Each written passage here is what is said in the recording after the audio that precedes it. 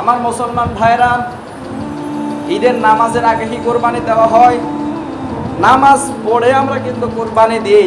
সূক্ষ্ম বিষয়টা আমি আপনাকে বলতেছি, যার সাথে কোরবানি দিচ্ছেন আমার আপত্তি না, সে সুদের টাকা খেলেও আমার আপত্তি নাই, ঘুষের টাকা খেলেও আপত্তি নাই, বউকে বেপরদায় রাখুক আমার কোনো আপত্তি নাই। একটা কথা আমি আপনাকে বলি, মসজিদে আপনারা যখন ঈদের নামাজ হচ্ছে, ঈদগাহে যাচ্ছেন, ঈদের নামাজ পড়ে কোরবানি দিচ্ছেন, নামাজের আগে কোরবানি দিয়েছে এমন কোনো কি মসজিদ আছে? আছে?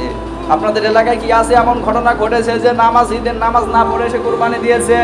এমন ঘটনা যখন পান নাই, ঈদের নামাজ হচ্ছে ওয়াজিব। কারণ ঈদের যদি নামাজই না পড়ি কোরবানি কবুল হবে না।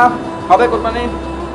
আমাদের এই ঠান্ডা মস্তিষ্কে, ছোট ব্রেনে যদি এইটুকু ধরে ঈদের নামাজ একটা ওয়াজিব নামাজ, এই নামাজ না পড়ে কোরবানি দিলে কোরবানি হবে না, কেউ দেয় না, আপনার মাথায় কেন ধরে না 5 ওয়াক্ত নামাজ যদি না পড়ে আমার কোরবানি কবুল